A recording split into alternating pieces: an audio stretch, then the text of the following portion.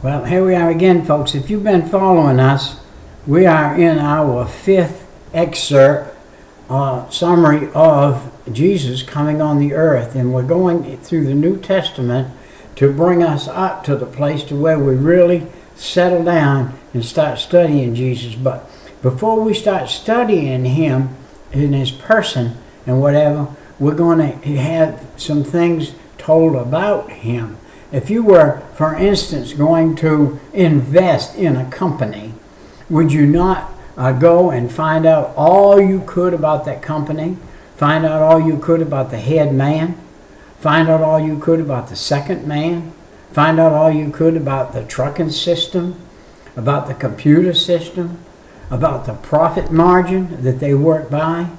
You're not going to take $40,000 and throw it into a company you hadn't studied or done anything about. And you're not going to take your life and throw it into the Bible or put it in Jesus Christ until you have learned something about him. Now, you can get saved in the prison house, not knowing one single solitary thing other than saying, God, I'm a sinner, forgive me of my sin, come in my heart and save my soul. That got you in. Now you've got to learn a learning process. One thing you've got to do is you've got to learn away from whatever it was that got you in the prison house, or whatever got you in your mindset or your captivity. I know more people that aren't down there in the jailhouse in the prison house than are in prison right here. I've got neighbors all the way around me, and they live in their own little prison. Why? Because they haven't said, Jesus, forgive me of my sin, come in my heart, save my soul, and opened the door so that they could learn what the Bible has to say. Let's look at this. Jesus was with the Father in eternity past. Proverbs 8:22 and 31. John 17:5 and 24. Now, I've said this before, I'll say it again in this excerpt. Get you a piece of paper and a pen, mark it. Pause your machine for a minute, get you a pencil and a piece of paper, or come back and do this excerpt again and write down the things that I'm telling you and prove, Brother Peter, you prove everything that I say. Do not take for granted anything that I say to you, nothing. You prove everything I say, and if it's not right, let me know about it, or find out why you think it's not right. Ask another notable preacher or somewhere or somebody that's been through seminary what they think about what I just said about that. And see what the Bible says. Always go back to the book. Just like you go to the dictionary. You got a word, rock. You say, what is a rock? Well, the average person knows what a rock is, but there may be somebody that doesn't. So they go to the dictionary and look up rock. It says a hard piece of earth that over years is crustated, or God made it all a rock in one piece. And it's a rock. And so that's how you do the Bible. You go and you do discovery. And that's what we're doing, our discovery. Jesus Christ was, number 2, the creator of all things. See Colossians 1:16 and 17. Look at Ephesians 3:9. Look at Hebrews 1 and 2. And there are 1,000 in the whole Bible. There are 1,000 scriptures that tell you that Jesus was with God before everything was made, and that he appeared as Jesus, as God's Son, in the flesh on the earth, that you and I could see how God could save this rotten, dirty flesh by sending his Son down here to take the sins of all the world on himself. And then look, see, Jesus Christ is both light and life. He is the light of man, and he is the life of man. If you're living in total sin, you're a dead body. You really are a dead body. You say, but I go out, get drunk every night, have a good time. I did that for 30 years. I know what this is all about. But that ain't living. That's staying alive so that when you go into the pits of hell, you'll be alive in the pits of hell. You will not die. The Bible said the worm, which is the soul of man, will not die in that fire. He will squirm and he will burn. And your body will burn in that heat and in that flame, and it won't burn up. It's going to be like something that won't burn up. And so that's what it's going to be. So you need to be careful and make this choice before you die.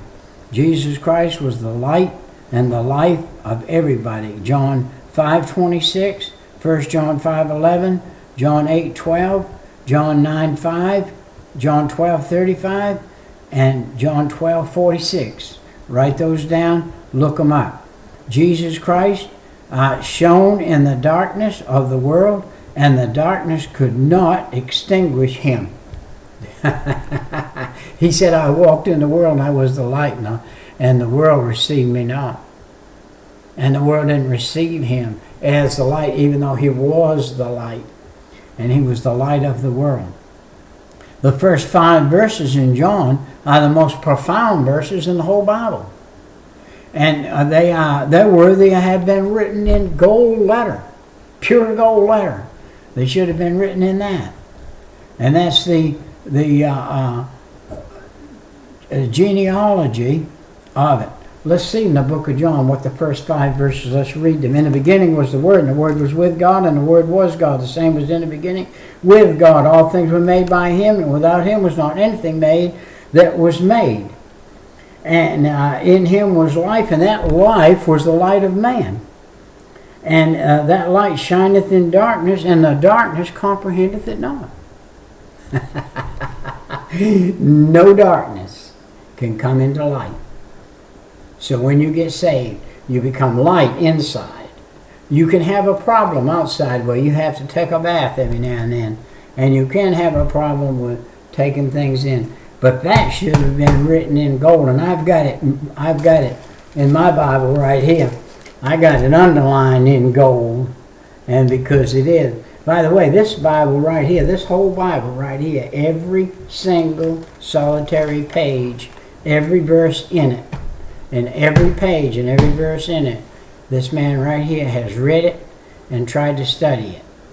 Every verse in this Bible, you can't find a page in it that the verse has not been read by me. So I'm not somebody just getting on here telling you a bunch of junk. I'm telling you what this book says. And I've studied the book for 40 years and have 2 of these, or 3 of these. I have 2 I know 100%, and another one I'm working on that has marked all the way through. One of the first things I did when I got saved, 1972, November 5th, 3 o'clock in the morning, is I went down to the very store that I used to drink beer in. I remember that he had some old Bibles up on the shelf. They were family Bibles, and they weren't but $5 a piece. And I bought one of them. I took it home. I got the Bible on record. I sat down, I put the Bible on record. I started marking Genesis 1:1. In the beginning was the Word, and the Word was with God, and the Word was God. Now all things were made by him that were made. And without him was not anything made that was made. So it's a double whammy. he says that. And it goes on, it goes on.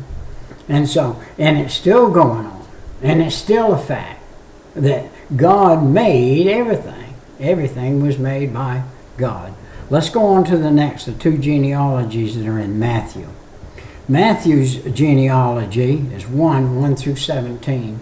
If you're writing these down, write them down. He traces the line forward in the time from Abraham to the father of the Hebrew race, to Joseph. Now, that's a study I just did. I reviewed it today. I reviewed it for maybe 8 hours today. Just reviewing these godly line that God had that came down through. Every person that's been born is not a godly person. But God had some people he chose before they were born. He chose them before they were born.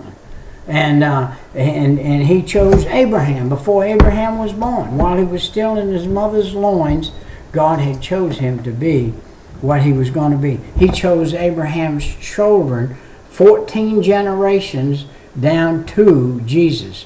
When you open the New Testament and you start reading, you read 14 generations that come up to Jesus. He was a pure seed He had never been tainted. His seed was pure all the way through. And